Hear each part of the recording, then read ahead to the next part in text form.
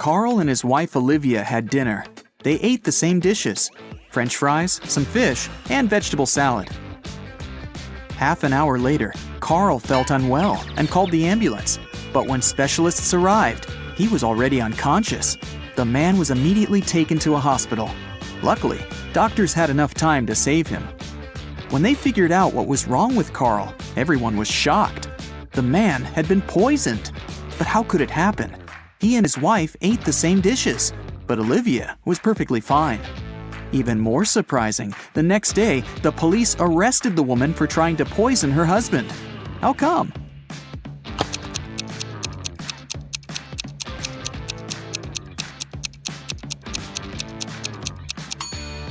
Olivia made all the dishes not salty enough and put poison in the salt shaker.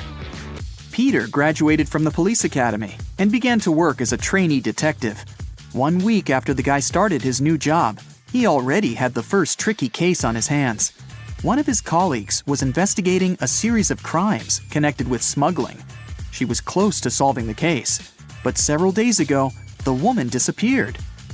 Peter visited the last location where his colleague was spotted and found a note: 710-57735, 34 5508 51 7718. Peter has 3 suspects: Bill, a manager in an oil company; Todd, a jeweler; and John, a car dealer. Who's the criminal?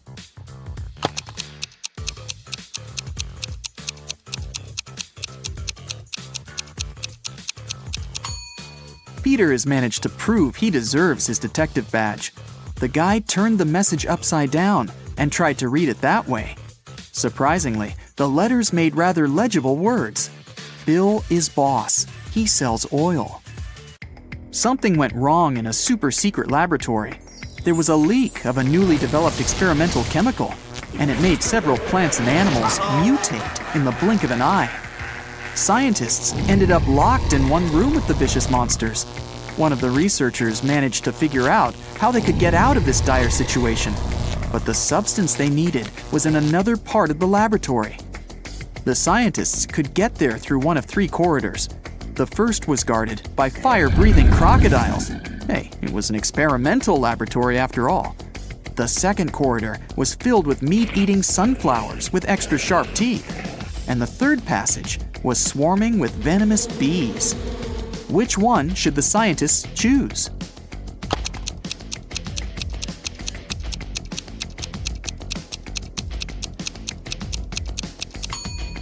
They should opt for the corridor with the sunflowers.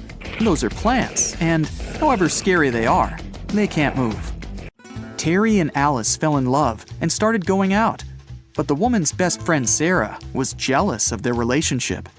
Alice didn't want to lose her friendship and tried to keep the dates with her boyfriend in secret. That's why she left him coded messages with the places where they were going to meet. That day, Terry found a new note. It looked like this. At first, he was puzzled, but soon enough, he realized where he was going to see Alice. Can you figure it out?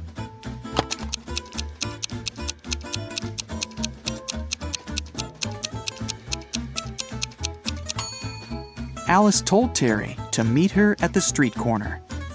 Patrick called the police. The man seemed to be worried sick. "My wife Victoria took our dog for a walk in the afternoon. Several hours ago, our pooch returned alone. I don't know where Vicky is." The police questioned the suspects. Mrs. Summers said she'd been watching TV all day long. "I was busy delivering the mail," said the postman. "I didn't have time to linger in this area, and I didn't see anything." And Mr. Thomas told the police he'd been working in his home office. The detective knew at once one of these people was lying. Who was it?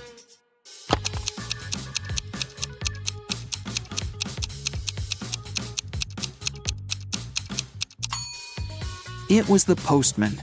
His sleeve is a bit torn, and there's a dog bite on his arm. Plus, some black fur is stuck to his pants. Victoria's dog probably tried to protect the woman. 3 expensive watches have been stolen from Mr. Brown's store this year. The police can't help the poor man. He decides to hire a private detective.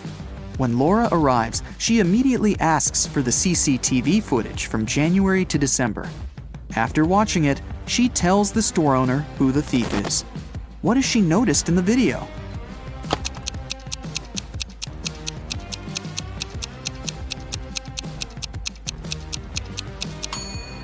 The same guy came to the store several times, in April, August, and November.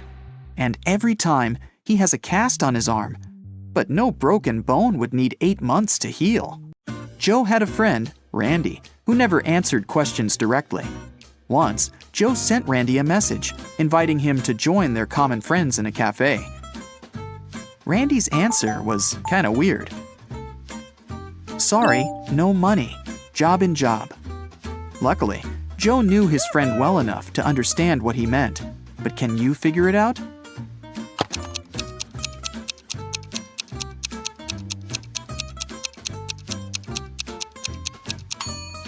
Randy meant he had no money because he was in between jobs. The next time Joe texted Randy was when he needed some advice. Despite all his quirks, his friend was very good at finding solutions to difficult situations. So Joe wrote, "My girlfriend took my professional camera without asking permission, and then she accidentally smashed it. What should I do?" The answer was bizarre, not that it was unexpected. Give, get, give, get, give, get, give, get. At first, Joe didn't think he wanted to follow this advice, but a bit later, he decided it was the best course of action. What was the advice?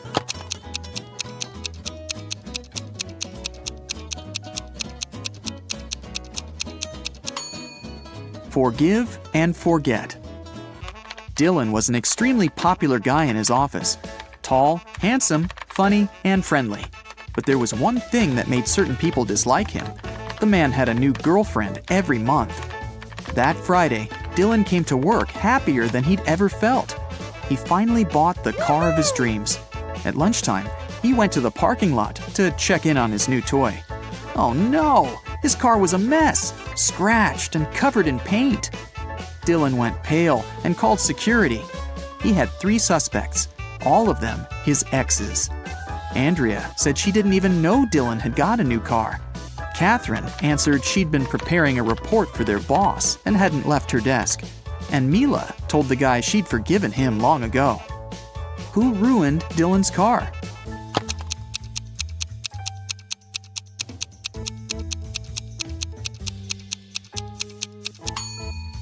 It was Catherine. She had some smeared paint on her skirt, and the color is the same as the paint on the man's car. 2 maids work in a small hotel in the mountains. One day, the hotel owner finds out one of them regularly steals stuff from guests, but he doesn't know which one it is. Look at these maids cleaning the rooms.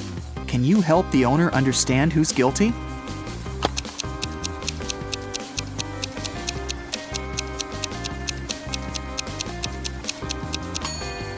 The maid on the right hasn't noticed the ring under the sofa. She might not be a great cleaner, but also not a thief. As for the maid on the left, she's spotted the ring and put it in her bucket. It means she's going to take it for herself after she finishes cleaning. She's the one who steals things. One afternoon, all the money was stolen from the register of a small cafe on the beach. The police have 5 suspects. All of them claim they haven't been to the cafe in the past hour. Look at them closely and try to figure out who's the thief.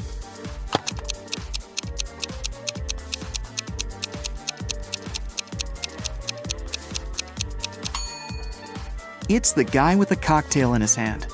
He definitely bought it in the cafe. But then, why did he lie about not visiting the place? Police officer Cheryl Adams was visiting her colleagues in another town.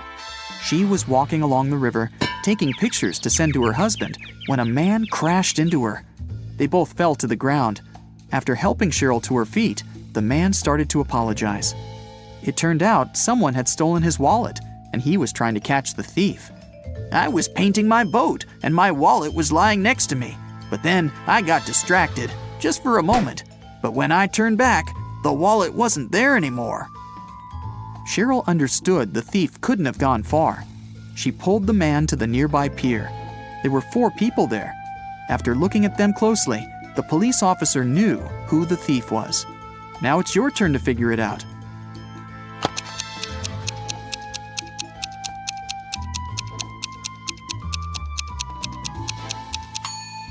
It's the man who's talking on the phone. There's some green paint on his feet. Julia came to have lunch in her favorite restaurant. She occupied a table near the window and put her bag in the seat next to her. Once the woman gave her order to the waiter, she went to the bathroom to wash her hands. But when she returned to the table, her bag was open and her wallet was missing. The waiter told her he had noticed only one man passing by her table. He was short, with a tattoo on his neck. He seemed to go out to the terrace. Julia rushed there and saw 3 people sitting at their tables. She looked at them closely and soon understood who'd taken her wallet. Who was the thief?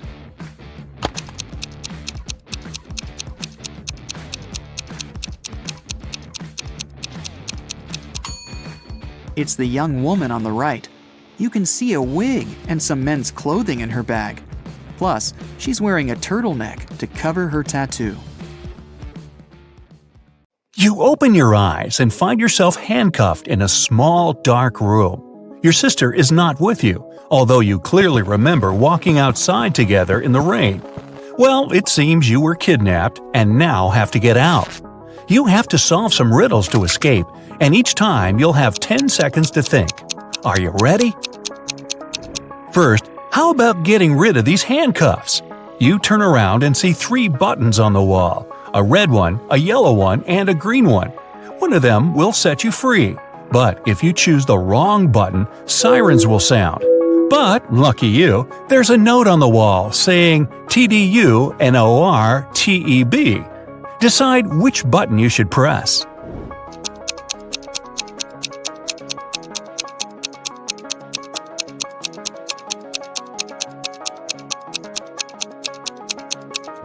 Since you put the letters in the right order, you'll get the red button. Since only one button releases you and the other 2 are traps, the sign indicates the one that will set you free. You press the red button and the handcuffs fall off. Whew! The first step is complete, but there's more to go. You'll have to find your sister, release her, and then find a way out. You search for the exit, but there are 3 doors, so you look through the peepholes to decide which route to take. Behind one door, many little robots are poised to attack. Behind the second door, there's a room on fire. And behind the last one, you find a room completely filled with water. Which one should you pick to stay safe?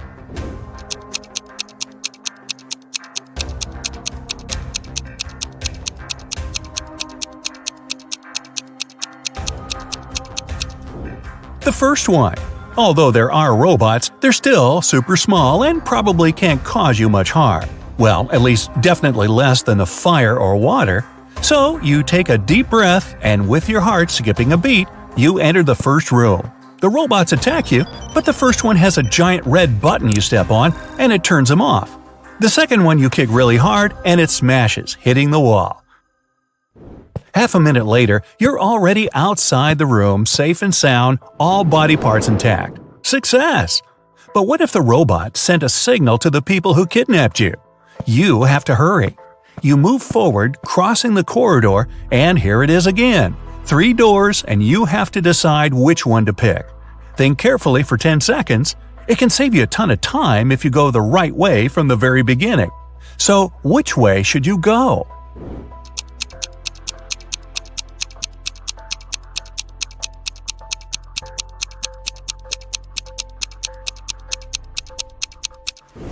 The third door. There's a red finger stains on the doorway. Your sister must have been trying hard to break out. You take that door and find yourself in a narrow hallway. You can see the stains here and make absolutely sure you're going in the right direction. You run for about 20 minutes, continually taking turns. You start feeling a little dizzy, but still can't see an end to this hallway. Another 5 minutes pass. You take another turn and suddenly crash into a metallic door. You try to open it, but it's locked. On a little screen, a red sign appears, asking for a password. Below, there's even a password hint. 1, 2, 3, 4, 5, 6, 7, 8. Can you crack the code?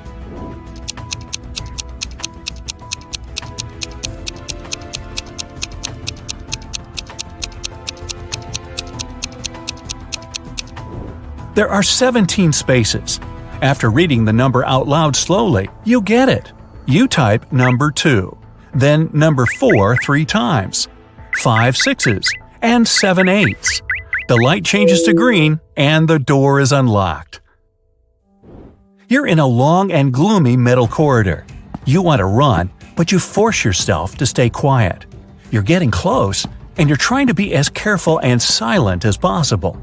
But when you suddenly face a huge and gloomy man standing in front of the next door, your heart drops. You want to run away, but you freeze just right where you are. He's definitely noticed you.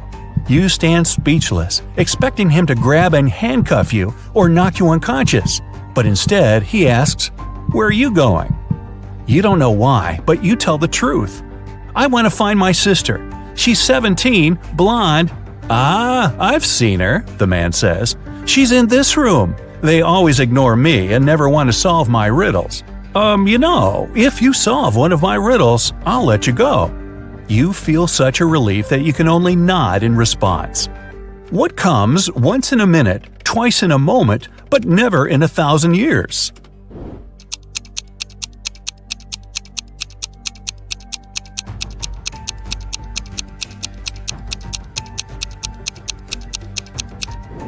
A very poetic riddle, but pretty straightforward. It's the letter M. The man smiles and moves to the side, letting you go. You run into the room. Finally, there's your sister. She has her arms and legs tied, and her mouth is sealed. But then you look around and see 2 more of your sisters looking precisely the same. It's another trap. You have to decide which sister is the real one, and if you touch the wrong person, the sirens will sound. Can you choose the right sister?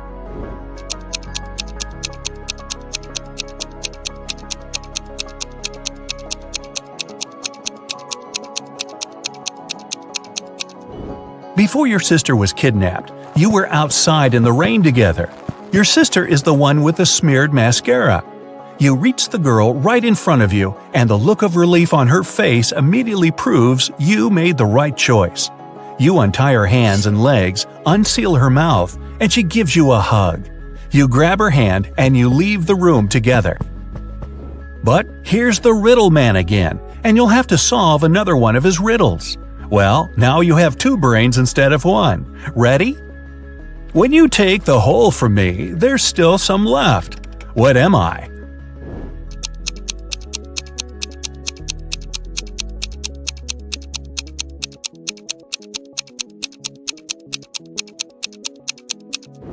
Both you and your sister answer wholesome.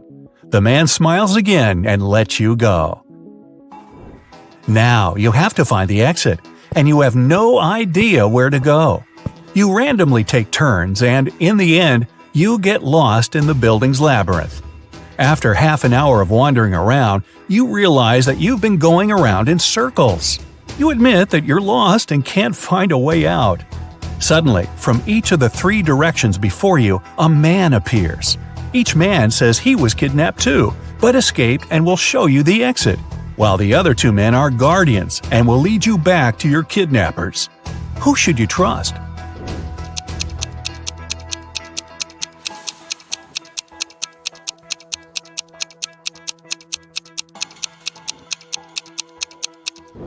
You notice that the second man has bruises from the handcuffs on his arms, so you decide to believe him. You look at your sister and realize that she noticed it too. You nod, and each of you walks towards one of the other 2, and unexpectedly for them, knock them out. The man gives you thumbs up and tells you to follow him. You're back in the labyrinth again, taking turns over and over. Does he really know where to go? How much time did he spend here?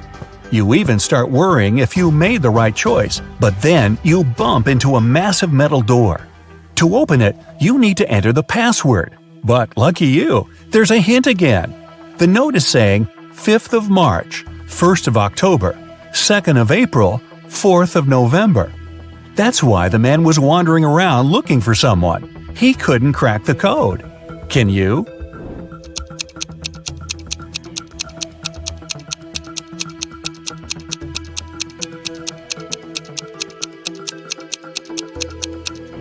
The 5th of March means the 5th letter of the word March, which is H. Similarly, the first letter of October is O, the 2nd of April is P, and the 4th of November is E. The password is HOPE. You type it and yes, it works! Great job! The lock clicks and you pull the heavy door open. You did it! You are outside once more.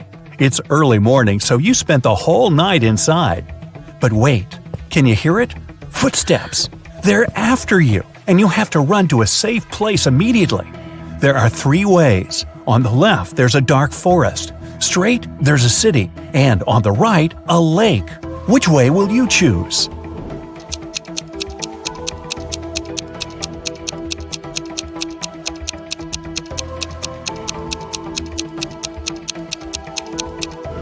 You should definitely run straight to the city where there are people around. So, what are you waiting for? Run! Martin is a Harvard student from a wealthy family, and his parents want him to start dating a girl from the same la-di-da social circle. The guy was tired of arguing with his parents and decided to give in. He liked 2 girls, Emily and Samantha. But which one are his parents going to like, who is actually rich? Write your answer in the comments below if you want to help Martin.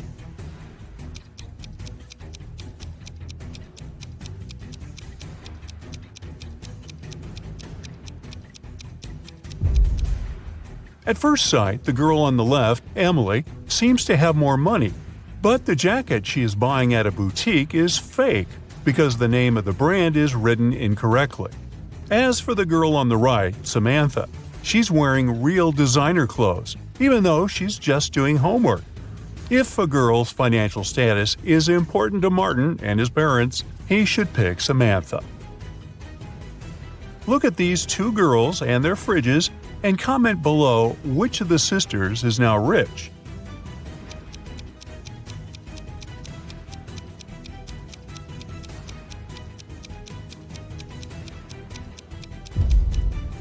It's the girl on the left, high heels, a flashy dress, and a fridge filled to the brim. She looks like someone who has finally managed to get their hands on big money.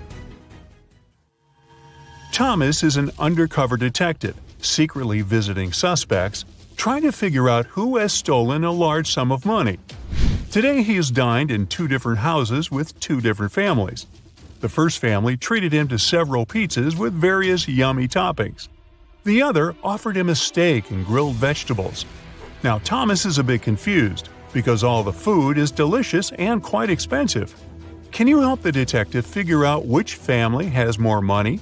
Share your ideas in the comments.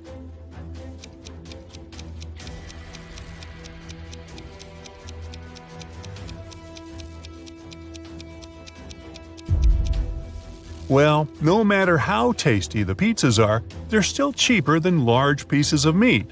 This means the family treating Thomas to the steak must have more money than the second one. But doesn't mean they are the criminals? Time and further investigation will show.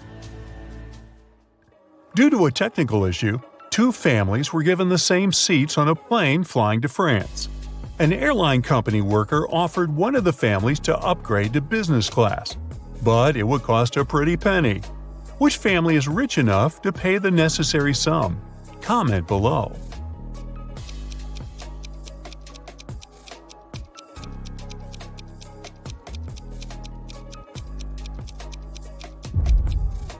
The family on the left is rich. They have modern suitcases covered with stickers, so they have money to travel a lot. The members of the family on the right do look good and well off, but they have old and worn-out suitcases with scratches. They probably spent all their money on designer clothes and jewelry to show off. 2 guys are staring at themselves in the mirror. They both look successful and wealthy. But one of them is actually poor and is just pretending. I'm sure you know which of them it is. Prove me right and write your answer in the comments. A small hint: the mirror seems to be magic.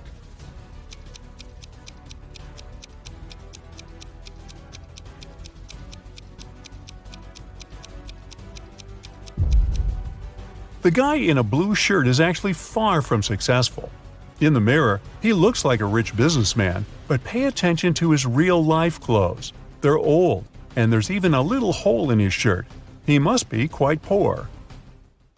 You're a detective investigating petty crime. Today, you've been called to a supermarket where security guards have detained two women, suspecting them of shoplifting. Look at them attentively and write who is guilty in the comments below.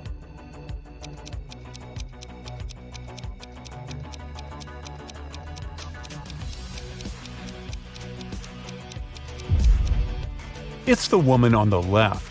The lady on the right seems to be really pregnant, but the shape of the belly of the woman on the left is weird, to say the least. While you're at the supermarket, you manage to prevent another theft. One of these people was about to steal some Pringles. Can you figure out who?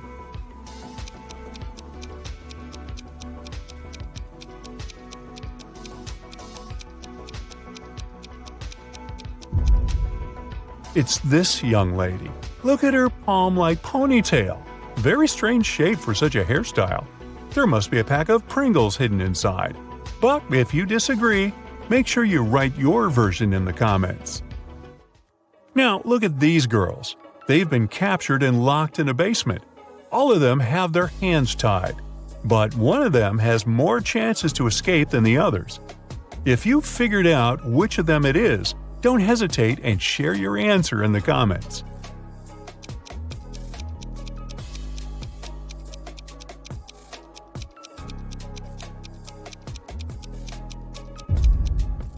It's going to be the girl on the left. She's got long, beautiful nails. She's bound to have a file to look after them somewhere on her.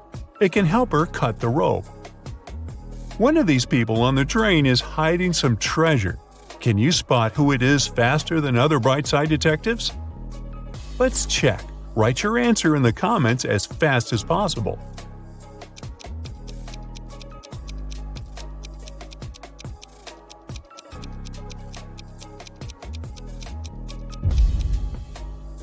It's this man. At first glance, he's just overweight. But once you look closer, you'll realize that his belly has an uneven shape and is even a bit lumpy. Both of these ladies are in a terrible hurry. They're going to be late for work. But while one of them might still get to the office on time, the other is definitely doing something wrong and won't make it on time. Put those attention skills of yours to good use and share your ideas in the comments.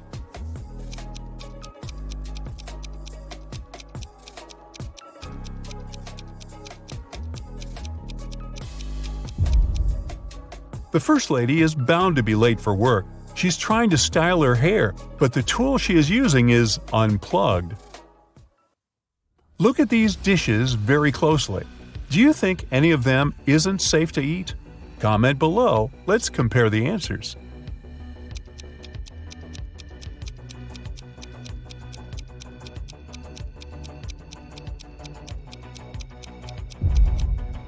Look at this piece of cake.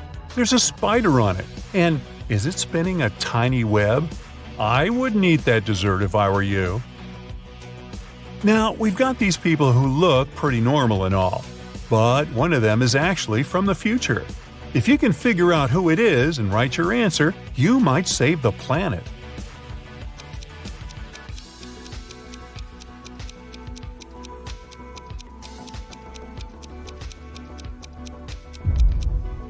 It's this guy. He's carrying a smartphone in his pocket. Now this looks like a regular picnic in the park, but one of these people is a time traveler. Find them faster than other Brightsiders and make sure to share your answer in the comments.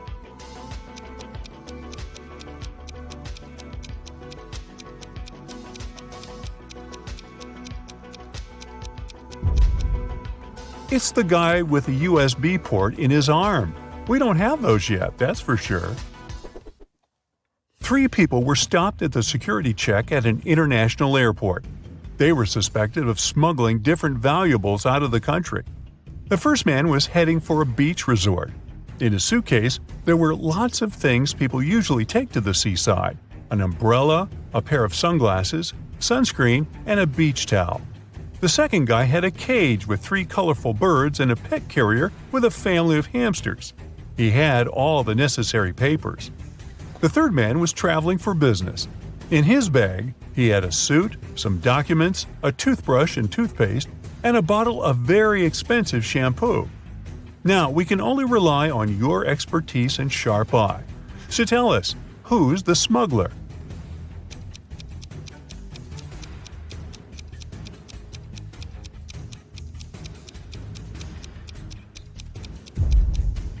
It's the third guy. He's bald. Why would he need shampoo? On that day, several police officers arrived at the airport. They stopped a group of tourists who were flying to a Caribbean island. But the detectives didn't know the criminal's identity. That's why they had to search the baggage of all the passengers. If you're attentive enough to spot something weird, write your answer in the comments right away.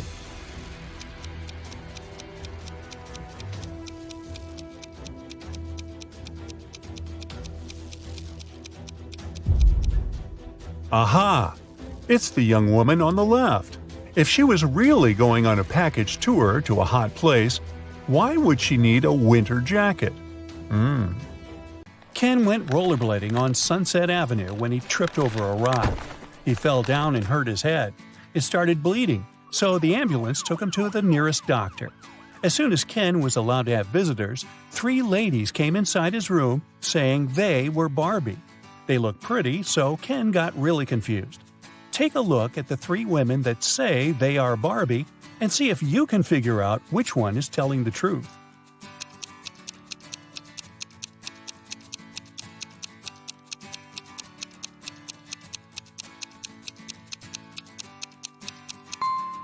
It's the woman on the right. Since Barbie is a doll, she can't change her expression.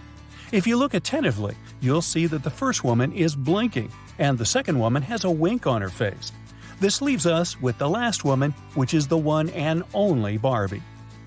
After getting out of the hospital, Barbie suggested that they go get ice cream. Ken said yes, so they went to their favorite place. Barbie ordered a blue ice cream, and Ken got a green one. When they were about to eat their desserts, a stranger came next to them and said one of the ice creams was poisoned. Take a look at the image. Can you tell which ice cream isn't safe to eat?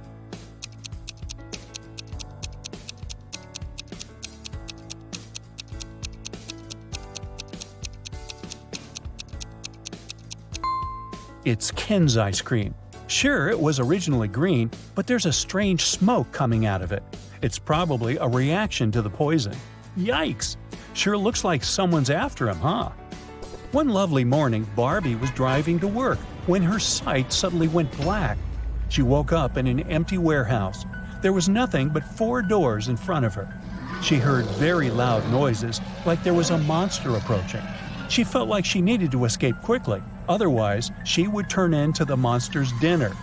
The 4 doors had signs on them. The leftmost door had a sign saying, "Take the door on the right to break free." The sign on the second door said, "It's the right door." On the third door, it was written, "Freedom is just right in front of you." And the last door had a sign saying, "Don't trust the signs." Can you help Barbie? Which door should she choose?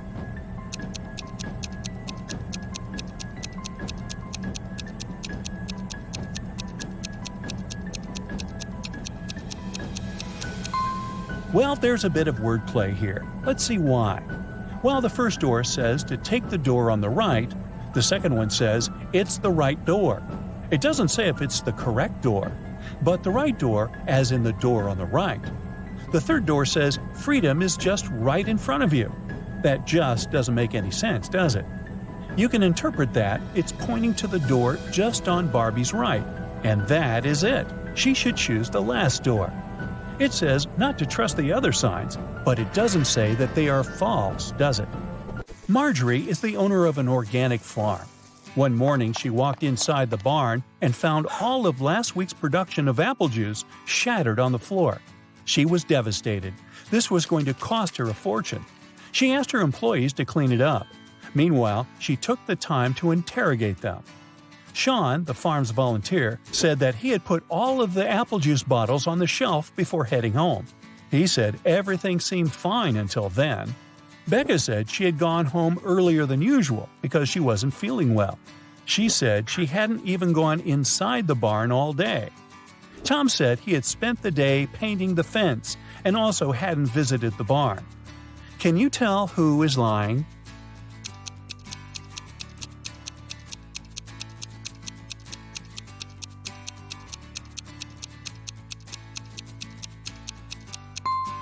Tom is the one lying. Take a look at the fence behind them. It's definitely not painted. Linda was staying at a famous hotel where a lot of celebrities live. The glamorous building had 7 floors. 5 A-list celebrities were living on the ground floor, and 8 Hollywood stars were living on the first floor. On the second floor, there were 11 not-so-famous people. Each floor above those had 3 more celebrities living on it than the previous one. All of these people leave for work every day. Can you guess which floor calls the elevator the most?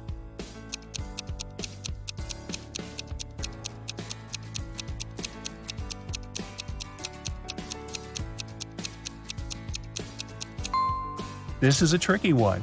It's on the ground floor. Any person staying on a floor other than the ground floor would have to call the elevator to reach their respective floors. Brendan works in the same company as Mary. He's had a crush on her for months and has been trying to impress her in any way he can think of. That's why he decided to take part in the Brain Challenge, a contest his company organizes once a year. By saying yes, he had to answer a bunch of expert-level questions and solve some pretty difficult riddles. For the first round, he had to crack a rebus puzzle. Take a look at the piece of paper they gave him. Can you guess what the answer is?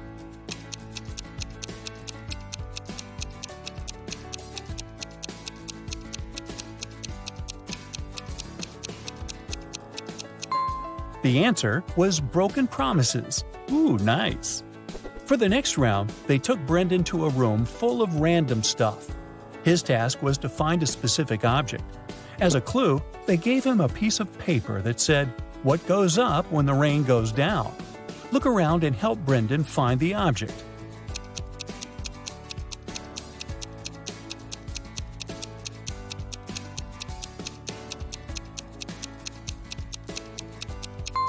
It was that red and white umbrella over there. That makes sense, huh? Then Brendan was taken into an empty room. The room's door was sealed with a letter combination lock. He looked around and found a slip of paper with the following written on it: P plus 3, N 1, B 1, N plus 4, S plus 1. Can you help him figure out the code word?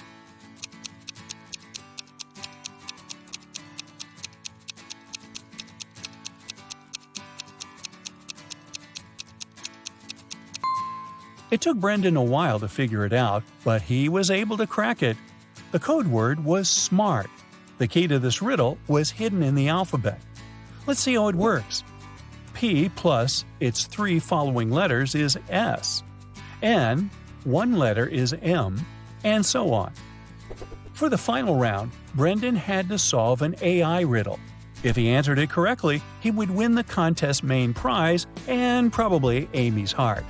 The riddle said, "I speak without a mouth and hear without ears. I have no body, but I come alive with the wind. What am I?"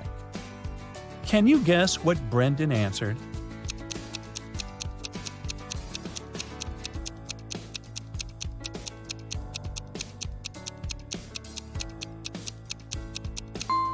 The correct answer is echo.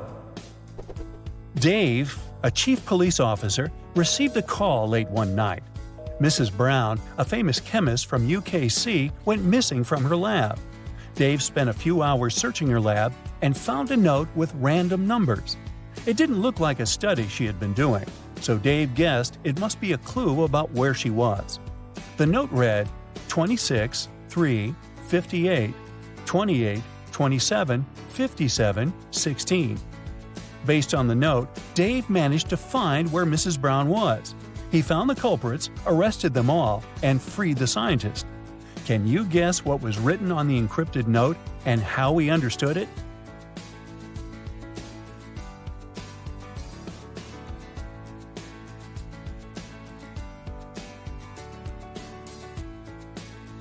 Here's how he figured it out.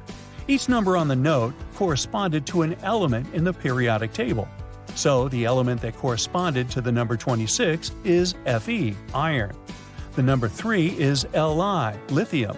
And 58 is Ce, cerium. Using this logic, the first line spelled out Felice. By the same logic, the second line spelled out Nicholas. After discovering the names, Dave must have tracked the two people down, arrested them, and discovered where they had taken Mrs. Brown. In a small town, 3 teachers went on leave all on the same day. Janet said she had gotten into a car accident and had broken her leg, so she was having difficulty walking with her new cast. Emma complained that she had a very unfortunate workout and had injured her neck, so she was having trouble looking sideways. And Tina said she had fallen from her bike and had hurt her arm. One of the teachers was lying. Can you tell who?